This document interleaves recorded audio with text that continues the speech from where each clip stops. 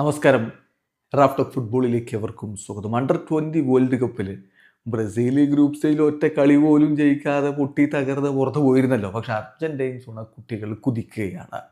അവരിപ്പോഴിതാ round of 16 പൊളിച്ചടുക്കിയിരിക്കുന്നു. ഏകപക്ഷീയമായ 4 ഗോളുകളുടെ വിജയമാണ് നൈജീരിയയ്ക്ക് മേൽ നേടിയിരിക്കുന്നത്. അവർ ക്വാർട്ടർ ഫൈനലിന് യോഗ്യത നേടിയിരിക്കുന്നു.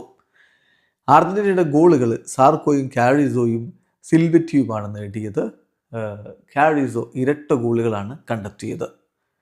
മത്സരത്തിൽ തുടക്കം മുതൽ അർജന്റീനയുടെ ഒരു ആധിപത്യമായിരുന്നു. രണ്ടാമത്തെ മിനിറ്റിൽ തന്നെ അവർ ഗോളടിച്ചു.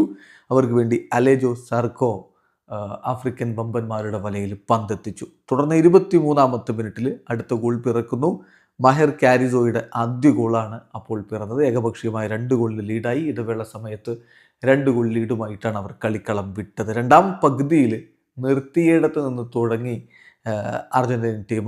കാരിസോയുടെ അടുത്ത ഗോൾ പിറക്കുന്നു. മഹർ കാരിസോ 53-ാമത്തെ മിനിറ്റിൽ ലീഡ് 3-ആക്കി വർദ്ധിപ്പിച്ചു. വിജയം അവർ ഉറപ്പാക്കിയിരുന്നു. പിന്നീട് 66-ാമത്തെ മിനിറ്റിൽ മാറ്റിയോ സിൽവറ്റിയുടെ ഗോൾ കൂടി പിറന്നപ്പോൾ തകർപ്പൻ വിജയം, ഏകപക്ഷീയമായ 4 ഗോളുകളുടെ വിജയം തന്നെ അർജന്റീന സ്വന്തമാക്കി.